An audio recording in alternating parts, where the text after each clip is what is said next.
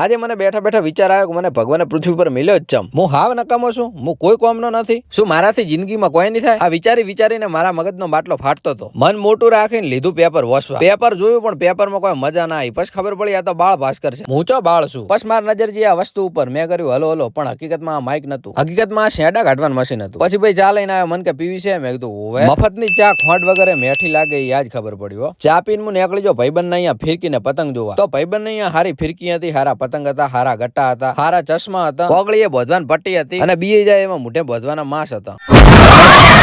BA જાય ને. અને આ છે માથાનો દુખાવો, પેપુડા. તો નવી જાતના પતંગ ને ફિરકી જોવો તો મળી જાય રોહિતભાઈ રાઠોડ ને અહીંયા રેસ્ટ હાઉસ ની હોમે દીવો. પછી આપણે જુપિટરમાં ભરાવા નીકળ્યા પેટ્રોલ. આ છે નવો પુલ અને પહોંચી જાય પેટ્રોલ પંપે. ભાઈ કે કેટલા નાખો? કીધું રોણા રીતે જ હોય ભાઈ. અને રોણાએ ભરાય 300 પેટ્રોલ. અને એટલામાં 103 વર્ષના અમારા કુટુંબી દાદીમાં દવા લેવા દવાખાના આવ્યા હતા. 5 વાગે હાથ ને રોણો પછી આ ઘરે રોણા ચડી તું માથું. તો ચેનલ ને લાઈક કરો, શેર કરો અને સબસ્ક્રાઇબ કરો.